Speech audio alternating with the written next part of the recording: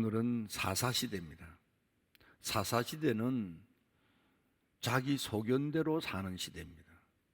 자기 생각대로, 자기 사상대로, 자기 마음대로, 자기 뜻대로 모든 판단의 기준이 자기 자신입니다.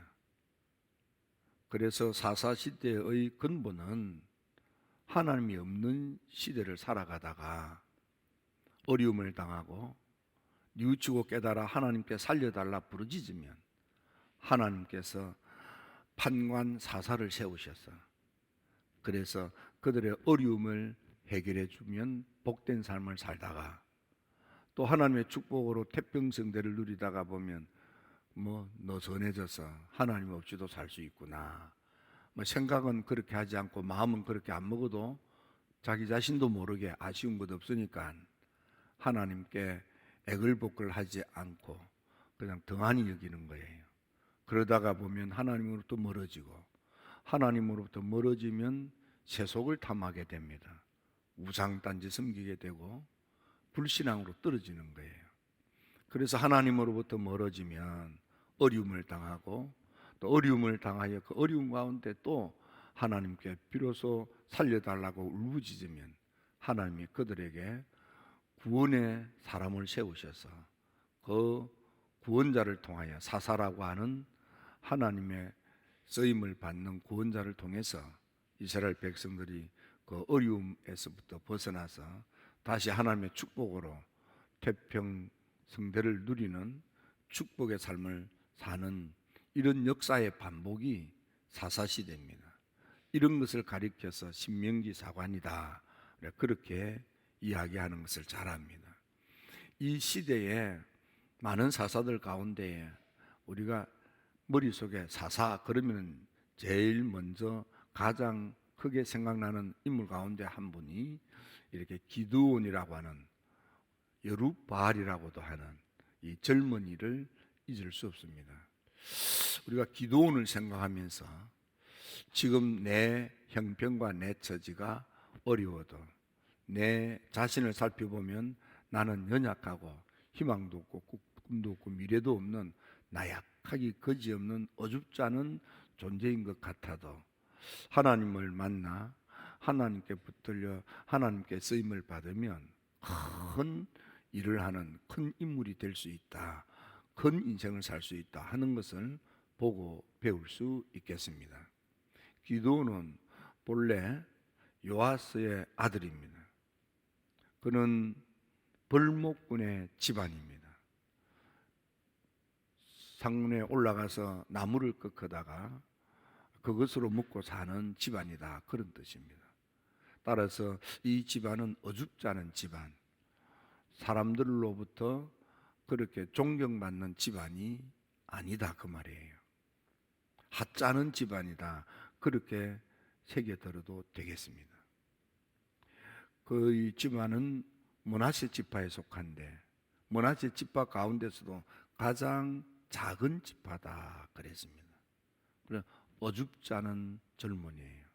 가장 작은 지파의 어줍지 않은 젊은이. 그는 겁이 많고 그래서 숨어 사는 젊은이였습니다. 꿈도 없고 희망도 없고 그저 죽지 못해서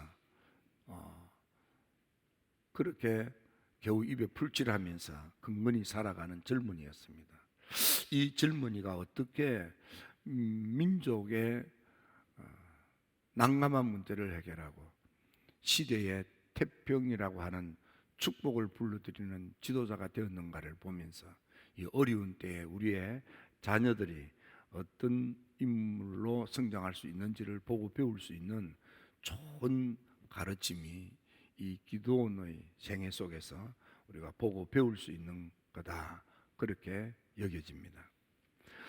첫째로 우리가 생각할 것은 우리가 우리의 삶의 자리, 우리 인생이 힘들 때, 눈앞이 캄캄하고 좌절과 절망이 닥쳐올 때, 그때 우리가 어떻게 해야 되는가? 지금 이 기드온의 삶의 자리는 어떻습니까? 하나님으로부터 버림을 받았다는 좌괴감에 빠져 있습니다. 출애굽의 모세와 함께 하셨던 그 전능하신 하나님이 오늘 우리와 함께 한다면 우리의 처지와 형편이 왜 이렇게 어려울까? 너무 열심히 땀 흘려 씨 뿌려 농사를 지으면 미디안이 찾아와서 다 약탈해 가고, 소를 키우고 양을 키우고 그러고 나면은 이것이 이제 제법 커서 이제는 팔기도 하고 젖도 짜기도 하고 털도 깎기도 하고 그럴만 하면은 또 어떻게 알았는지 미디안 사람들이 찾아와 가지고 다 약탈해 가고 먹을 것도 없고 가진 재산도 다 빼앗기고, 그렇게 어렵고 난감한 생활을 살기 시작한 지 7년이나 되었습니다. 지금 우리는 코로나 때문에 2년 지나고 지금 3년째 들어왔습니다. 네. 여러분, 그런데 그런 생활을 7년이나 하니까 얼마나 답답하고 힘들겠습니까? 사는 게 아니지요. 지금 시대가 너무 어려워요.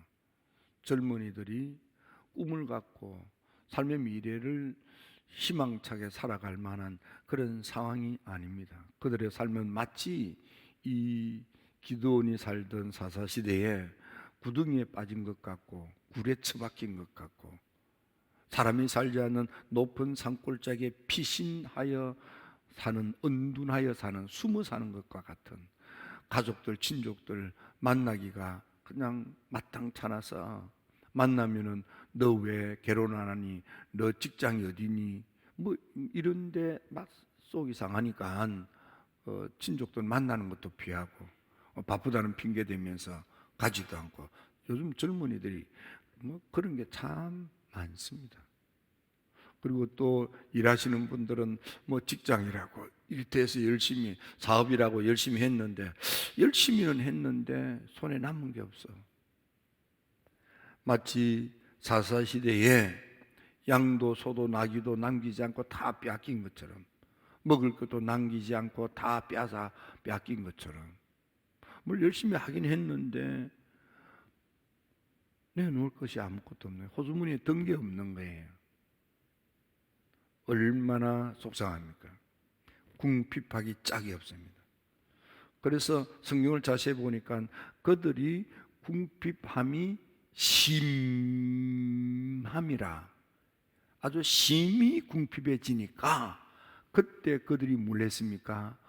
어려워지니까, 심히 어려워지니까 비로소 하나님을 찾아 하나님께 기도하기 시작한 거예요. 여러분, 여기 어려움을 당한 여러분들에게 던져주는 삶의 지혜가 있습니다. 어렵습니까? 얼마나 어려워요. 힘들어요. 속상합니까? 마음이 아픕니까? 스스로 느껴도 참담합니까? 좌절과 절망으로 눈앞이 캄캄합니까? 해도 끝이 없고, 빚에서 벗어나려고 안 입고 안 먹고 안 쓰고 열심히 뼈가 어스러지도록 가게를, 장사를, 사업을, 직장 생활을 했지만 빚에서 도저히 벗어나지도 못하고 찔찔매고, 사는 게 사는 재미가 없는 그런 상태입니까? 여러분, 어려움이 많을수록, 어려움이 심할수록 벗어날 수 있는 길이 있는데 그게 하나님께 매달리는 겁니다. 이스라엘 백성들이 애굽에서 강제 노역에 시달릴 때에도 처음부터 하나님께 부르짖었으면 얼마나 좋을까요? 그런데 출애굽기 와서야 비로소 그들이 하나님께 부르짖기 시작합니다.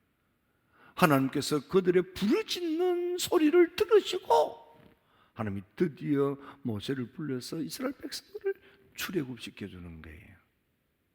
처음 어려울 때 처음부터 하나님께 부르짖었더라면 그 고생 안 하지 않았겠습니까? 지금 기드온 시대도 마찬가지입니다. 처음 미디안이 쳐들어와서 먹을 것을 빼앗아가고 양도 빼앗아가고 소도 빼앗아가고 그럴 때에 하나님 살려달라고 부르짖었더라면 얼마나 좋았겠습니까?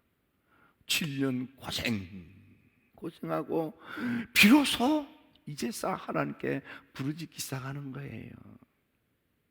여러분, 예수님께서 믿음을 가진 베드로에게 마태복음 16장에 베드로야, 사람들이 날 누구라고 생각하느냐? 너는 날 누구라고 생각하느냐? 주는 그리스도시요 살아계신 하나님의 아들입니다. 바요나신 분아, 너 참 복이 많다. 그러면서 주님이 뭐라고 그랬습니까? 너는 복 있는 자다. 너에게는 음부의 권세를 이기는 그 권세를 주겠다. 너에게 천국 문을 열고 닫는 열쇠를 주겠다. 너가 땅에서 풀면 하늘에서도 풀리고 땅에서 닫으면 하늘 문도 닫히는 그 열쇠를 주겠다. 그 열쇠가 뭡니까? 그게 하나님께 부르짖는 기도입니다. 기도가 열쇠라 이 말이에요. 기도가 방법이라 이 말이에요. 기도가 길이라 그 말이에요. 무엇 가지고? 믿음 가지고. 내가 나의 그리스도 메시아 구주는 주님이다. 내가 살 길은 주님이다. 내 생명은 주님께 있다. 내 미래가 주님께 있다. 나의 삶의 축복, 희망은 주님께 있다. 그 주님께 매달려라 그 말이에요. 그러면 하늘이 열린다 그 말이에요. 여러분, 지금까지 참 어렵고 힘들었잖아요. 이때요, 코로나 굶고 침대에서 그냥 속상하고 애태우지 마시고요, 이 좋은 성산에 와서 하나님께 부르짖으세요.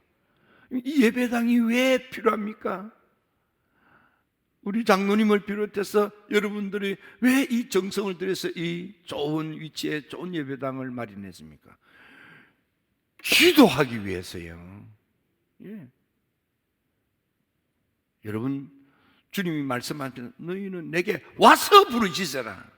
그럼 내가 내게 응답하겠고, 와서 부르짖으면 응답한다 이 말이야.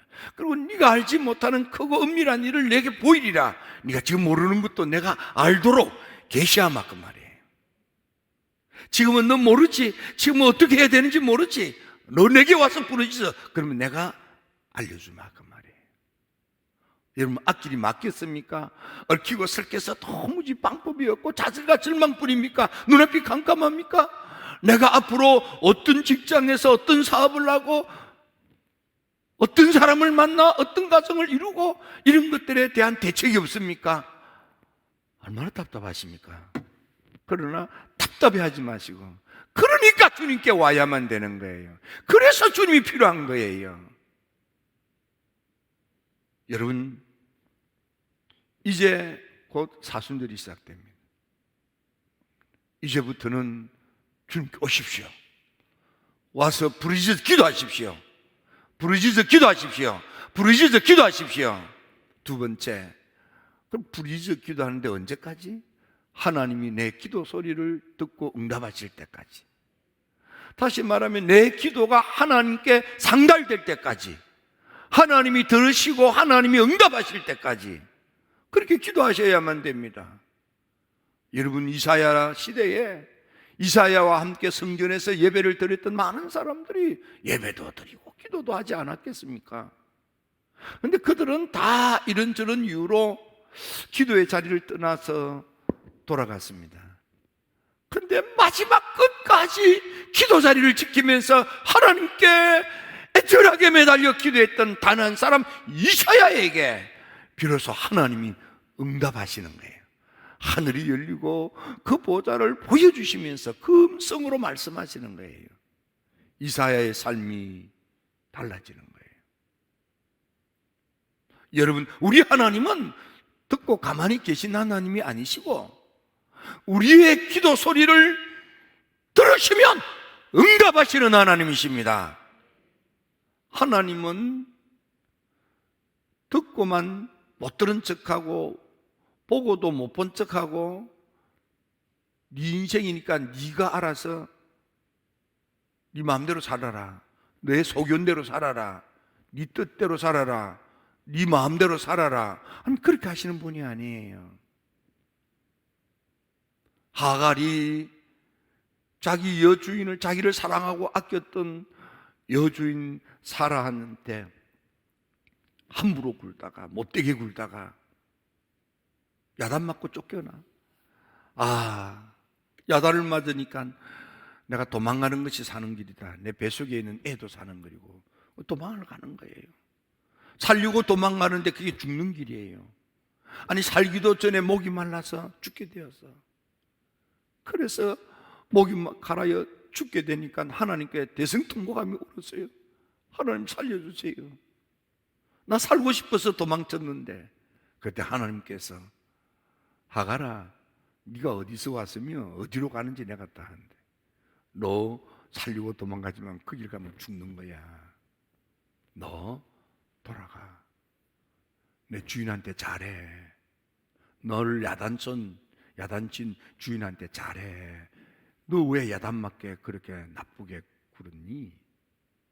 겸하고 겸손하게 잘 섬겨. 그러면 너도 살고 네 뱃속에 있는 네 자식도 사는 거야. 하갈이 그렇습니까? 그리고 하나님이 비로소 눈을 열어 보게 하신 우물물을 마시고 돌아가는 거예요. 그때 하갈이 우리 주인 아브라함이 믿는 하나님은 로이가 되시는 하나님, 나의 과거를 알고 나의 현재를 알고 나의 미래를 아시고 내 인생을 감찰하시는 하나님, 내가 잘못했구나. 지금 하갈은 자기 소견에는 도망치는 것이 사는 거고, 사라 야단 맞고 그 밑에 있으면 죽을 것 같다는 게 자기 생각이었어요. 내 뱃속에 아기를 위해서라도 내가 도망을 치야지, 그리 생각해서 도망치는 것이 뱃속에 있는 아기를 위한 것인 줄로 착각을 한 거예요. 하나님은 네 소견대로 하면 안 돼. 그건 네 소견에 그러면 사는 것 같은데 그게 죽는 길이야. 내 인생을 감찰하시는 분은 하나님이세요.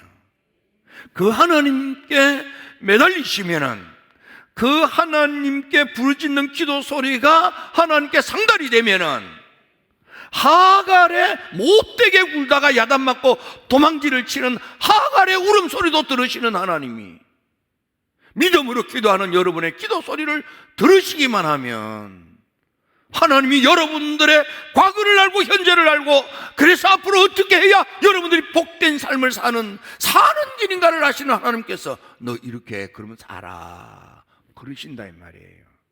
이게 응답받는 거예요. 바둑이라는 게 있습니다. 바둑. 강아지 바둑 말고 흰 돌 까만 돌 놓고 바둑 두는 거, 바둑 두는 거. 오목이나 둘 줄 아는 하수가 바둑을 둬요. 그러면은 옆에 있는 고수가 옆구리 찌르면서 야, 거기 놓으면 죽어. 여기 놔야 돼. 여기 놔야 돼. 옆에서 막 훈수를 두어요. 근데 이 하수는 말이야, 고수가 여기 두고 저기 두고 도무지 이해가 안 되고 납득이 안 돼요. 그러면 엉뚱한 데 놓는 것처럼 생각되고, 그러면 더 바둑에 지는 것처럼 생각을 해요. 그런데 나중에 보면 고수가 하는 대로 해야 희한하게 사는 거야. 우리는 하수고 자기 소견대로 하는 기도원 시대의 사람들, 사사 시대의 사람들은 자기 소견, 자기 판단대로 하는 거야. 자기 견해대로, 자기 생각대로, 자기 마음대로 하는 거예요. 자기가 기준이야. 아니다 이 말이에요. 우리가 하나님께 기도한다는 건 뭡니까? 하나님 중심이에요. 하나님 기준이에요. 하나님, 내가 어떻게 해야 됩니까? 내 생각에는 좌편이 오를 것 같은데 하나님 어떻게 해야 됩니까? 그 말이에요. 하나님이 베드로야, 멀건 대낮이지만은 지금 이 시간이라도 깊은 데로 와서 그물을 던져. 그렇습니까? 예수님 배 전문가는 접니다. 내가 이 어업으로 부자가 됐는데 산골짜기에서 망치질하던 예수님 좀 그냥 계십시오. 그렇게 하지 않았어요.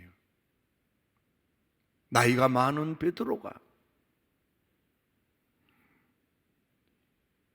어업의 전문가인 베드로가, 나이가 어린 예수님이 베드로야, 배 띄워 깊은 데로 가서 그물 던져. 그 시간에는 고기가 잡히는 시간이 아니에요. 제주도 가보세요. 낮에 고기 잡는 것이 아니고 밤에 불 켜놓고 고기 잡잖아요. 여러분, 전문가의 경험상 아닌 거예요. 그런데 모든 것을 아시는 하나님이 가라 그랬더니 베드로가 두말하지 않고 자기 경험상으로는 아니야, 내가 알기로는 그건 아닙니다라는 말 한마디 하지 아니하고 믿고 순종했더니 내 배뿐만 아니고 친구의 배까지도 가득 베풀 수 있는 넘치는 축복을 받게 됐습니다.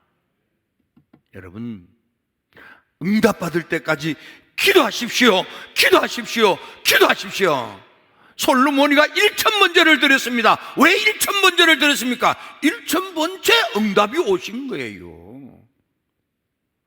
솔로몬이 1,000번제만 드리기로 마음먹은 게 아니에요. 1,000번제 드리니까 비로소 응답이 온 거예요. 사울이라는 바울은 자기의 몸의 건강 때문에, 병 때문에 하나님께 기도합니다. 3번 기도했습니다. 왜 3번만 기도했습니까? 3번 만에 응답이 주어진 거예요. 엘리야가 왜 불응답을 받고 7번 기도합니까? 불응답을 받고 난 뒤에 7번을 기도합니다. 왜 7번입니까? 7번 만에 드디어 응답을 받았기 때문에. 손바닥만한 구름이 나타난 거예요. 됐다. 7번 만에 손바닥만한 구름이 보이고 귀에는 비가 억수로 쏟아지는 소리가 다른 사람의 육의 귀에 들리지 않는데 기도하는 엘리야의 귀에는 그 소리가 들리는 거야.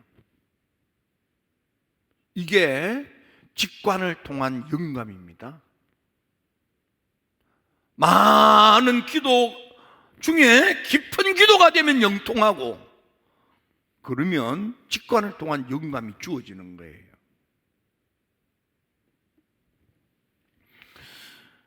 여러분, 기도원도 응답이 주어질 때까지 기도하는 거예요.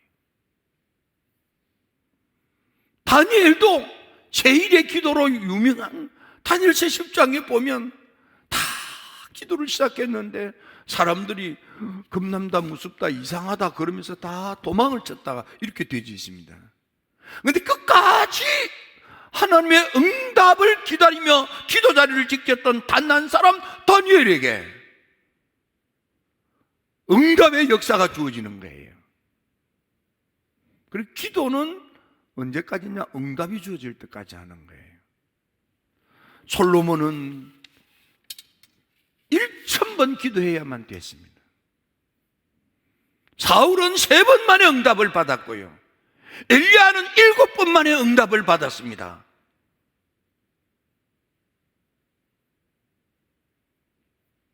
다니엘은 20하루 만에 응답을 받고요.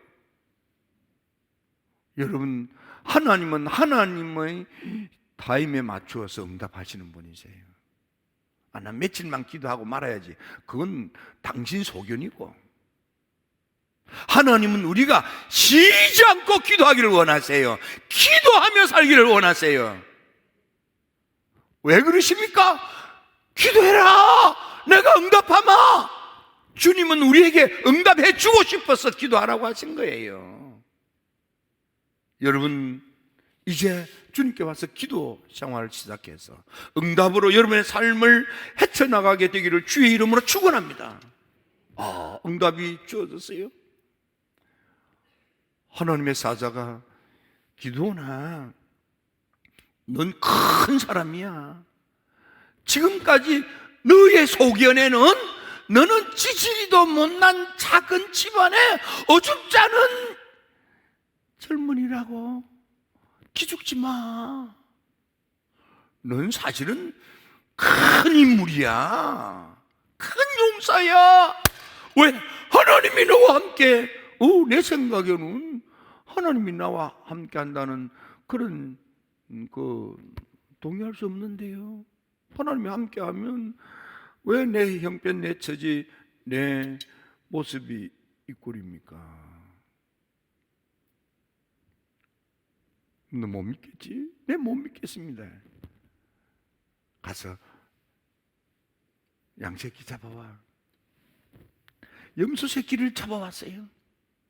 그랬더니 여호와의 사자가 제물에다가 탁 지팡이를 대는 순간에 반석이 터져서 여호와의 불꽃이 확 올라가서 사르는 거예요. 어이쿠, 하나님 맞구나. 그러고는 여호와 살롬, 그렇게 그거를 부르게 됐습니다. 이런 놀라운 만남과 불응답을 받았던 기드온이 세 번째, 그래도 마음이 흔들리는 거예요. 우리가 은혜를 받고 응답을 받고 그래도 마음이 흔들릴 때가 있어요. 그때 어떻게 해야 되느냐? 하나님, 내가 흔들리지 않도록 확신을 가질 수 있도록 하나님의 사인, 표적, 이적, 기적을, 내가 부인할 수 없는 하나님의 표식을 보게 해주세요. 그래서 기드온이 흔들리는 마음, 이 마음을 다부지게 붙잡기 위해서 하나님, 이 이슬에는, 이 쏘면은 이슬이 머금게 하고 주변 땅은 바싹 마르게 해주면 그게 하나님 말씀대로 하나님이 나와 함께 하시는 것인 줄로 내가 보고 믿겠습니다. 자고 났더니 정말 양털에 이슬이 얼마나 많이 먹었는지 짜니까 쭉 짤 정도로 이슬이 머금고 주변은 뽀송뽀송한 거예요. 그런데 또 사람이 말이야, 의심마귀가 들면, 아니 이런 날씨에 아니 이거 자연적인 현상은 아닐까, 이 또 의심이 든 거예요. 그래서 하나님 미안해요, 한 번만 더, 성경에 보면 이번만 이렇게 되어 있습니다. 삼손도 그렇게 이번만 한 것처럼 한 번만 더. 거꾸로.